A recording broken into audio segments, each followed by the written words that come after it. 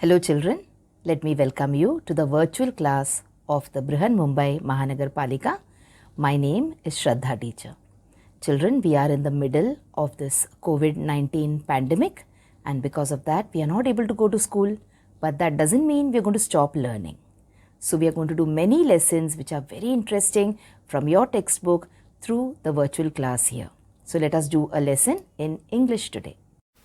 Come on children, let's learn a new lesson in standard 10th, subject English, and the lesson that we are going to learn today is a beautiful poem by the name of The Height of the Ridiculous.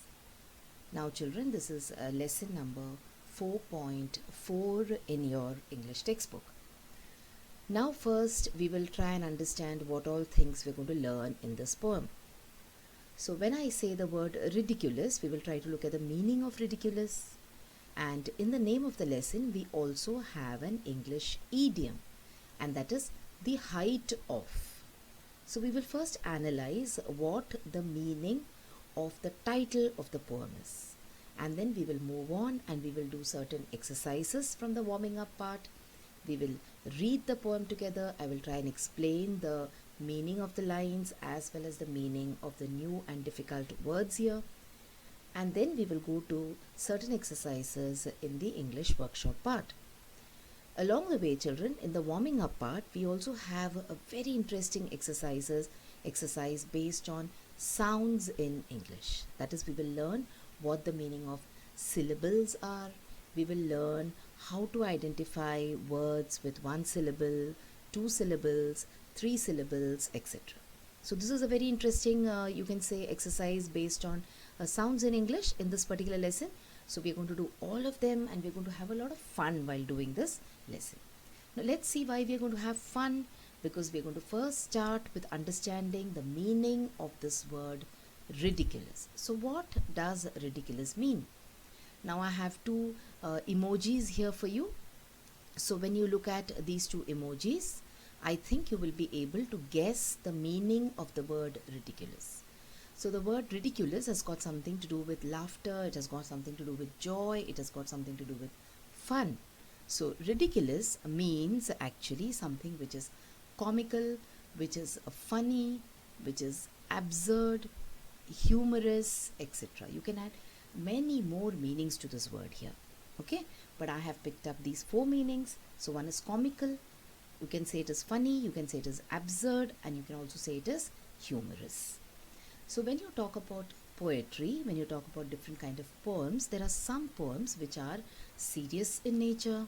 Okay, there are some poems which are about, you can say, feelings, and there are some poems which are humorous poems. That is, they are funny poems. When you read them, you feel like laughing.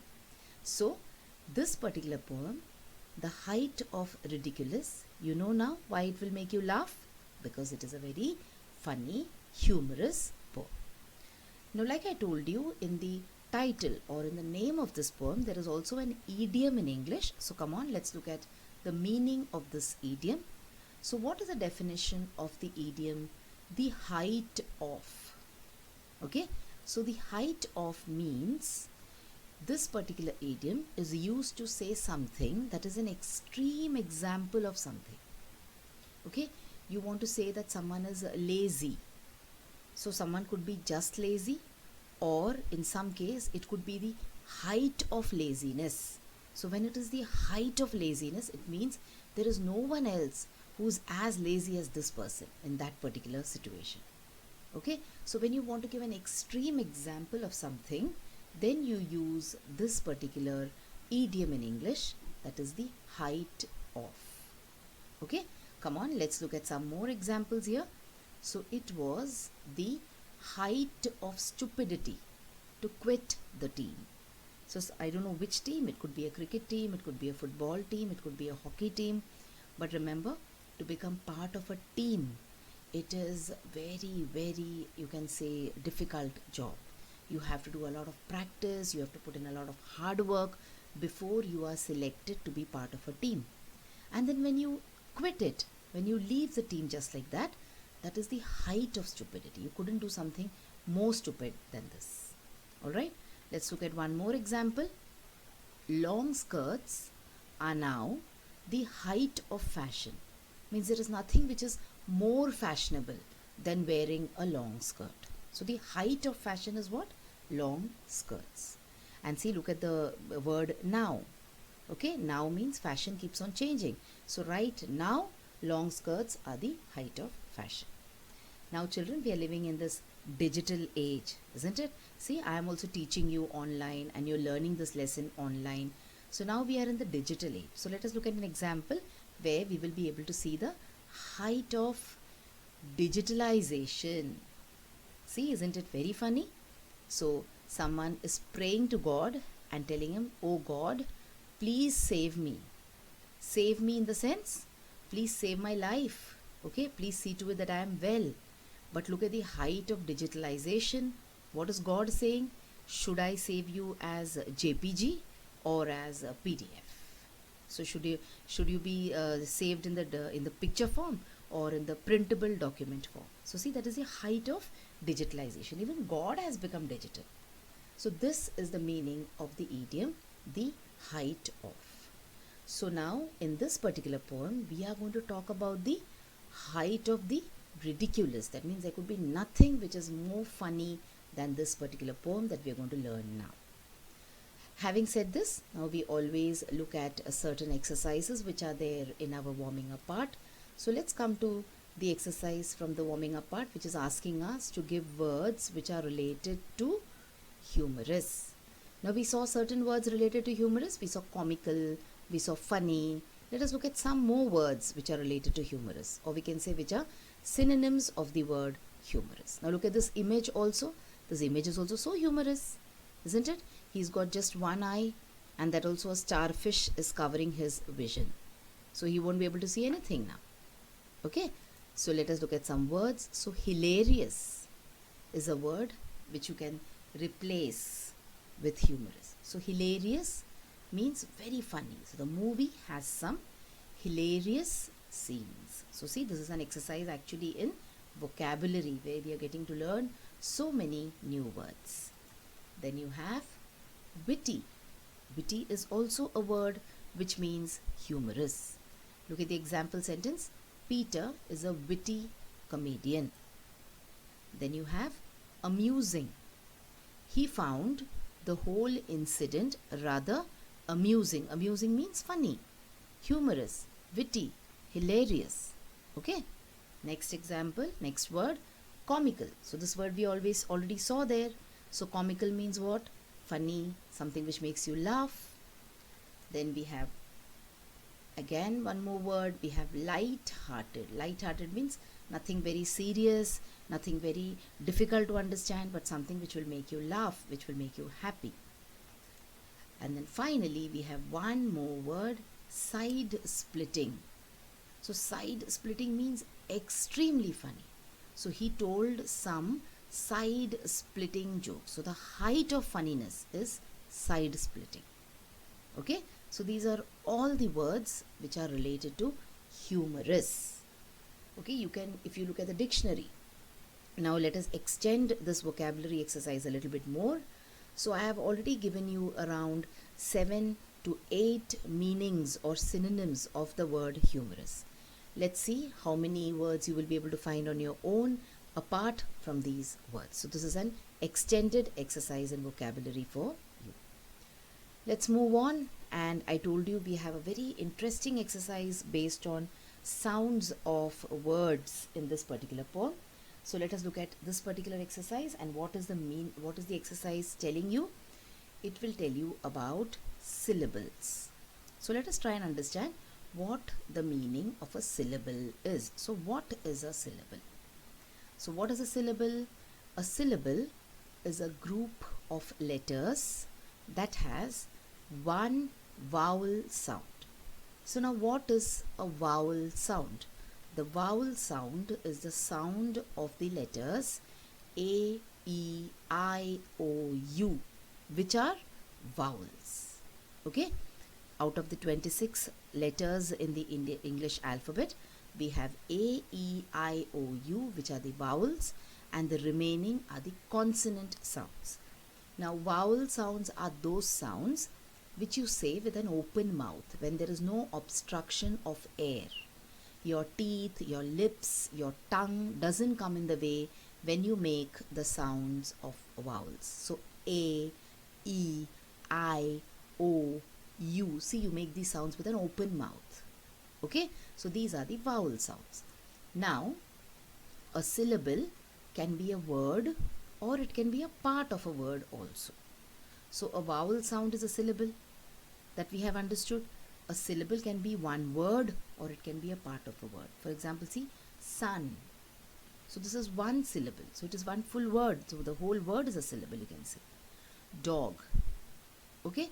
Then you have lee, like in friendly. When you say friendly, so that lee sound is one syllable, because there is a E in the lee sound. Then you have IP, ip, OT, ot. So these are all syllables. So a syllable can be one single word, like for example in the sun, you have the a sound which is a syllable. In dog, you have the o sound which is the syllable. Now children, when we are talking about vowel sounds, we know and we have just discussed that there are 5 vowels in the English language. A, E, I, O, U. But remember, vowel sounds are much more than these 5 sounds. Okay? It is very interesting. It is a little tricky also to understand, and you have to read it more than once to remember these things. Okay? And we do not have to go into great detail, but I thought that you will find this part of the exercise interesting. So let me show you something here. See, the vowel is A, but you can have 2 or more than 2 different sounds with A. I will not go into all the vowel sounds. Just as an example, you will understand. So sometimes the same vowel can have different sounds. For example, see, in apple, we say A for the A. Whereas in ape, we say A for the A. Is it clear? So in apple, it is A, and in ape, it is A. In egg, it is A. Okay? But in eat, it is E. So it is the same vowel, same letter, having different sounds. Alright? Look at I now. I. So, igloo. So in igloo, it is I. In ice, it is I. So this is what I wanted to say, that vowel sounds, even though there are 5 vowels, there are 14 vowel sounds. 14, some people say 15. So American English and British English is a little different. So 14, 15 are the number of vowel sounds, they say. Okay? Some even say that there are 20 vowel sounds. English has got 20 vowel sounds, short vowels, long vowels, etc. So in short, what I want to tell you is, even though there are only 5 vowels, there are more than 5 vowel sounds. So you have the same letter with different sounds. So we saw igloo. Now let's look at O. So octopus, oatmeal. See how the sound of the O is different. Umbrella, unicorn. Okay? So one letter can have different sounds, and interestingly, different letters sometimes can also have similar sounds. For example, see here, car. C-A-R, car. Bus. So see, the R sound is almost the same. Ball, dog. But in one place you have the A, in the other place you have the O. When you're saying car, you have A. When you're saying bus, you have U. Isn't it? See, read. Read. You have E-A. Pig. You have I. So that means, just like one letter can have different sounds, different letters can also have the same sound. Alright, this is just for your information. So look at it and enjoy the knowledge that I am giving you. Do not remember it, or do not try to stress yourself over remembering this. We are doing all this just because we are going to read and talk about vowels, which is an exercise in our textbook. Coming back to the exercise in our textbook, after finishing off the small information, let us look at certain one-syllable words, because in our textbook we have an exercise where we are supposed to identify the syllables and mark them and say whether their word has got one syllable or two syllables, etc. So let us look at certain one-syllable words. So look at all these words. You will see most of them have got just one vowel in them. So first word, let us take hop. So you have the O sound, the sound of the O. Jug. You have the sound of the U, jug. Third one, fat, F-A-T, fat. So you have the A sound of the letter A. Let. So you have the sound of the letter E as A, let. Then you have win, where you have the I sound, E, win. Then you have slip, okay, so the I sound again.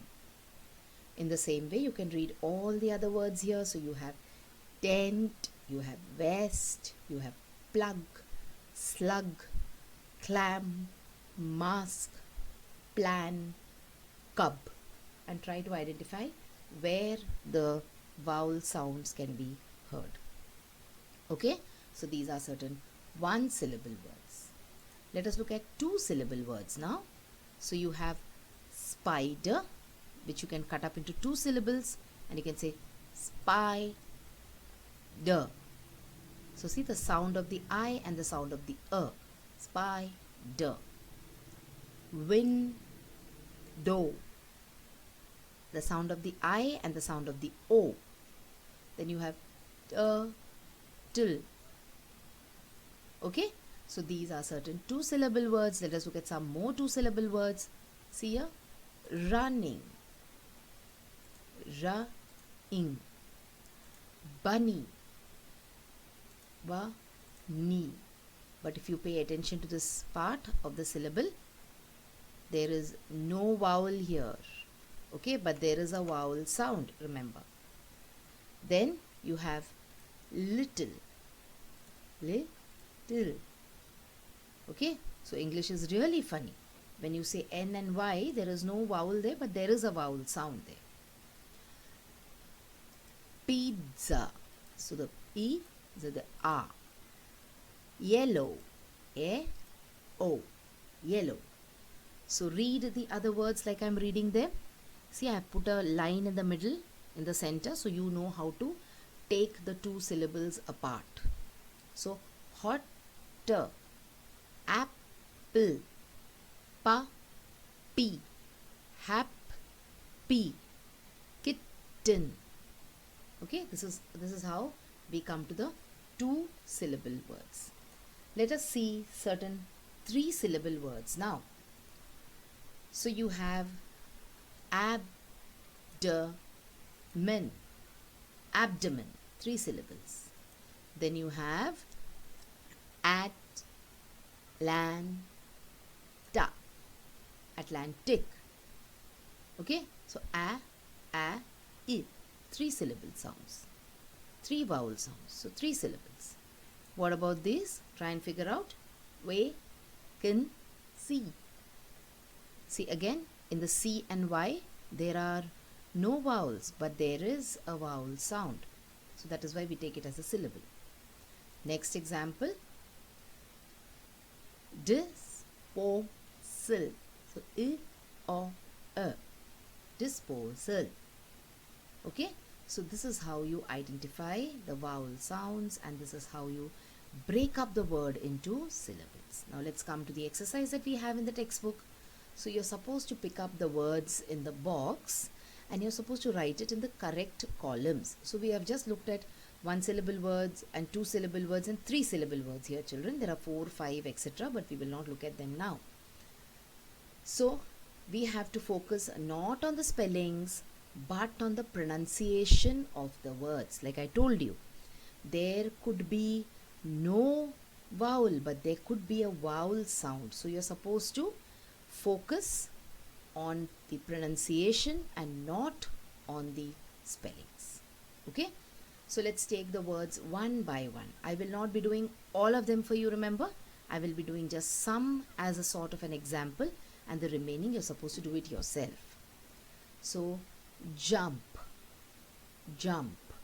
So how many vowels can you hear there? And how many syllables will we fix it at then? Yes, it has got one syllable. One vowel, one syllable. But it doesn't mean that where there is one vowel, there will be always one syllable, okay? Then you have narrow. See, the way you say the word itself, you will come to know how many syllables are there if you say the word correctly. So narrow. So you have a and o. That means you have two syllables. So narrow comes in this column. Cable. So we have two syllables again in cable. And then you have live. Live goes in one syllable. Queen also goes into the one syllable column. Then you have butter. So you have a here. So butter goes under the two syllable column. Now the remaining is for you to do. Calmly, quietly say the word and figure out how many syllables are there. For example, tree. See, there are two vowels you can see there. Does it mean there are two vowel sounds? Does it mean there are two syllables? Think about it. Okay, and then try to put it into the right column. So this was a very, very interesting exercise, children, based on vowels, based on vowel sounds, etc. So this, as you keep on learning it, your knowledge will increase. This is not something which you can just read and understand in one particular day. Okay, moving on, let's go to the next exercise here. So you're supposed to count the syllables and you're supposed to circle the appropriate number in the box. So see, elephant. So you have a, you have a, and you have a. Elephant. So how many syllables finally? 3. Okay. What about mirror? Mirror. So you have 2 here. Bus, you have just 1. Kangaroo. Kangaroo. How many do you have? A, G, U. So you have 3. Okay. So the remaining ones are for you to do. So try to figure out how many syllables are there and try to circle or try to put a box around the number. Moving on, let's come to the next exercise. So you're supposed to write the names of your friends and you're supposed to mention the name of the syllables. So let me write the first name of one of my friends, and that is Anita. And Anita has got 3 syllables. So if you count, it has got 3 vowels as well. Let us find out how it is done. So see, I can write Anita like this. A, I, ta. So there is a, ni, ta.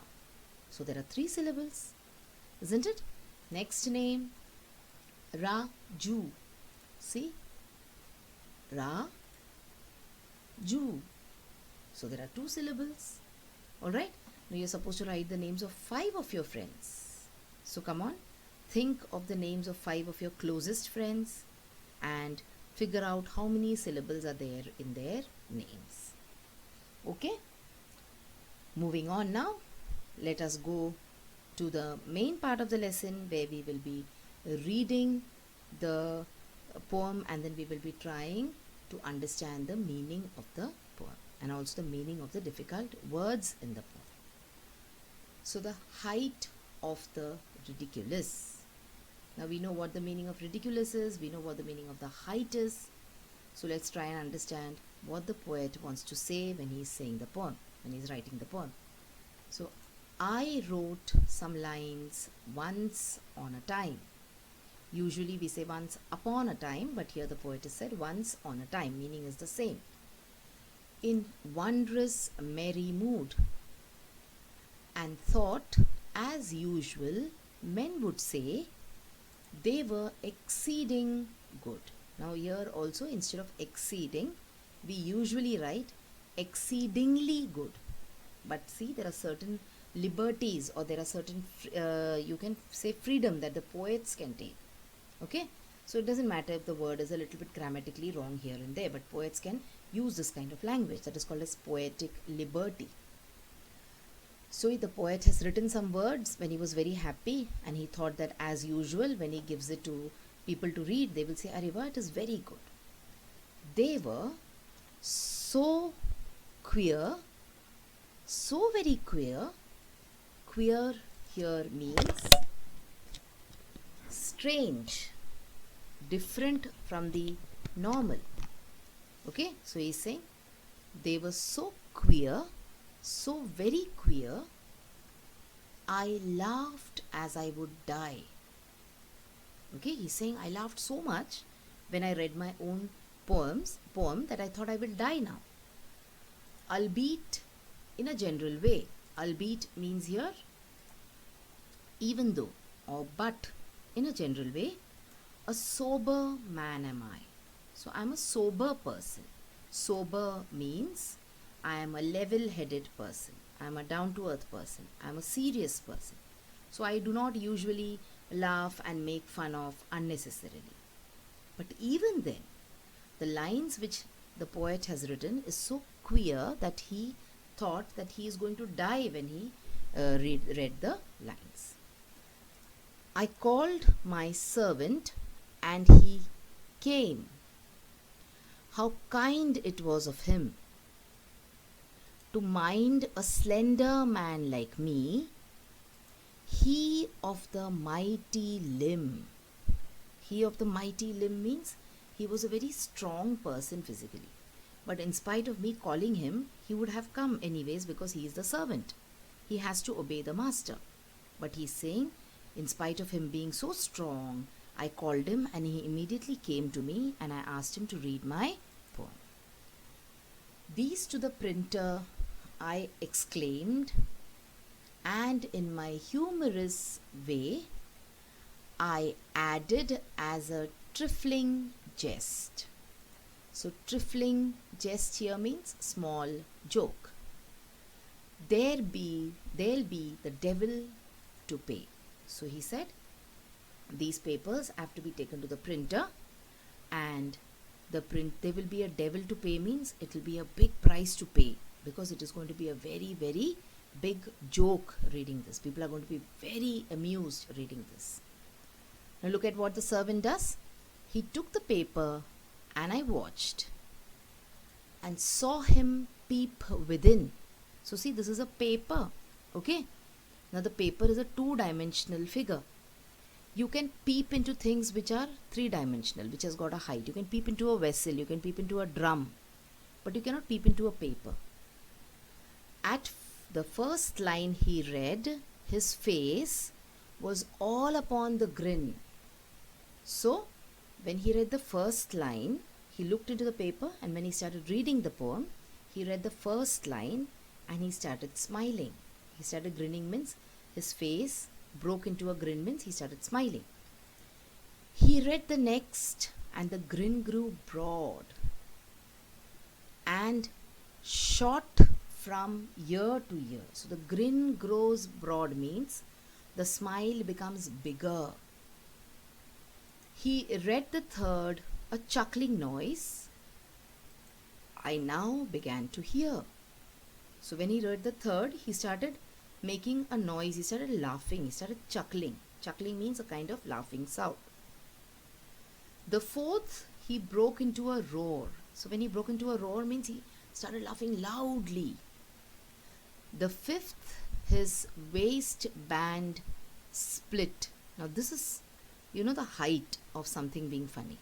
That is, you laugh so hard that your waistband or the pant that you're wearing or the belt that you're wearing, it bursts open. The sixth, he burst 5 buttons off and tumbled in a fit. So you can see how he is rolling on the ground laughing now.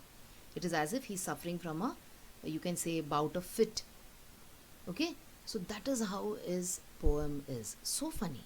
So see how line by line the funniness is increasing, the fun is increasing. So in the first line, he was just grinning, then the grin grew broader, then there was a chuckling noise, and then there was a roar, and the waistband was splitting then finally, and the buttons of his pants were also bursting.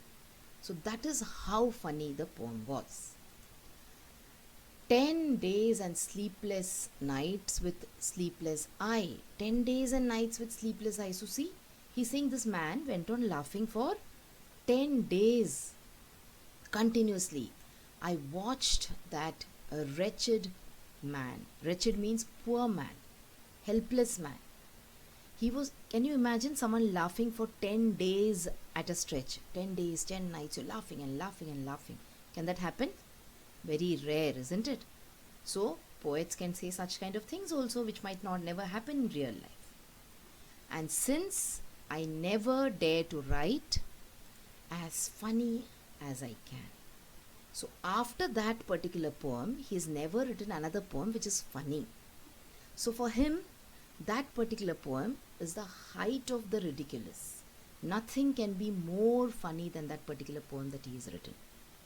Okay, nothing can be funnier than the poem which he has written. So this is a poem by Oliver Wendell Holmes. So see, this is the person, Oliver Wendell Holmes. Now he was an American physician, and he was also a poet, and he was based in Boston.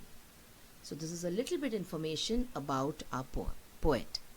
Okay, so this is the poem, children, The Height of the Ridiculous. So I hope you enjoyed the poem and you really found it funny. Now let us move on and let us do certain exercises. Like for always, I will just start the exercise. I will do a few examples, and the remaining you have to do it yourself. So form pairs. Now you cannot form pairs right now because you're not in a situation where you're going to school. Okay, so what you can do is you can take the help of your brother, your sister, your mummy, etc. So form pairs and find out the various rhyming words in the poem and two of your own. Complete the following table. So ear. So ear is a word. So what will be the rhyming word from the poem? It is queer. Okay, see, ear rhymes with queer. So that is a rhyming word. The last sounds are the same. More of your own. Let me give you one of your own. So it is fear. So ear, queer, fear. Find out more. Then you have within. So in the poem it is a grin. Within, grin, and then you have fin. Okay, so these are some examples which I am giving you. The remaining you have to find out yourself. Then you have man. From the poem it is can, and you can write span. Then you have split. So from the poem you have the rhyming word fit, and your own you can write lit. And the remaining four are for you to do. So this is one more assignment from this poem for you. This is again, children, an example of a vocabulary exercise, an exercise where you are playing with words or you're practicing the use of words. Moving on, now we have an exercise on figures of speech. So there are certain figures of speech here that you can see, and certain lines which might be examples of these figures of speech. So let us try to match them correctly. So in wondrous, merry mood. So wondrous and merry, they have the same meaning. So when I'm saying wondrous also it means happy. When I'm saying merry also it means happy. So the poet has used two words to describe the same thing in a line. So it is an example of tautology. They were so queer, so very queer. So it is an example of repetition. Why? Simply because the words queer and queer have been repeated. And saw him peep within. So like I told you, he peeped within the paper. Is that possible? It is not possible. It is an overstatement. So it is an example of hyperbole. Okay? You can look at a paper. You cannot peep within a paper.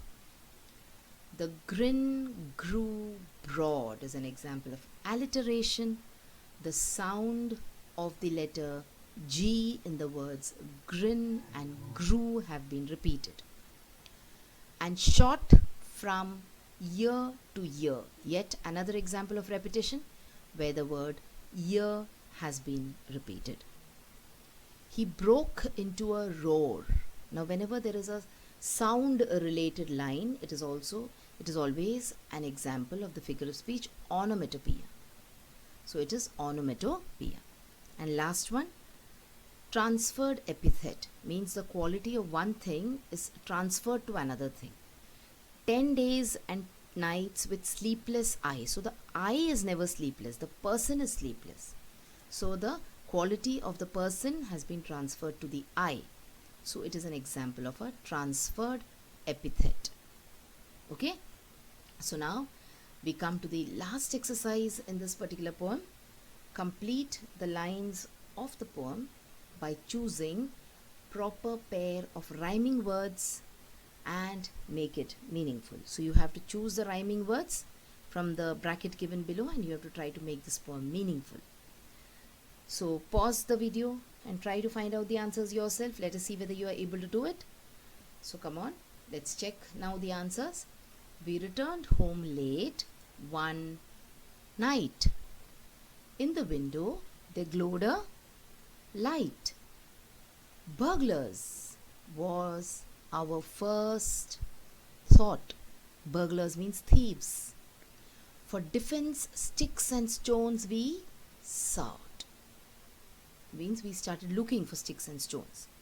Let's grab the loot and run was uttered soft by someone. So now they not only saw the light and they started speculating that there might be thieves in the house, but they also imagined that they are hearing someone saying, come on, let's grab the loot and let us run. The door we softly unlocked, and then we were truly shocked. Oops, before outside we'd gone, the television had been left on. So you see how your mind can play jokes with you. So you had left the television on before going out of the house, but then you were imagining that there's someone in the house and we were gathering sticks and stones, and we also imagined that we've heard someone saying, come on, let's loot the house and let us run. Okay, so this is also a very, very funny poem. So today's lesson, children, was a rather long one, but we have completed lesson number 4.4 at one go in this lesson. We talked about the poem, okay, and we talked about certain exercises based on syllable. We read the poem, we tried to understand the meaning of the poem, and also we did a lot of exercises in the English workshop part. So that is all for today. So children, now you have watched the video. So after you watch the video now, you will have to complete a few simple tasks. Now you might have watched the video on your computers or your laptops or your mobile phones. Now after you watch the video, what will you do? You will please go to the description box which is given below the video. So what is the description box? See, the description box looks like this. Alright, and after you go to the description box, you will see that there are a few questions there. Now what are these questions about? These questions are about the lesson that we just learned or the video that you just watched. So what will you do? You will think back properly about the lesson and you will try and answer these questions and note down the answers in your notebook if you want. Okay? After that, we have another task waiting. You will also click on the link which you will find in the description box to fill up the Google form. So now what is the Google form, children? It is nothing but a simple form. There are a few simple questions there about the video which you just saw and also about yourself. So these are the tasks now that you will have to complete after you watch each video.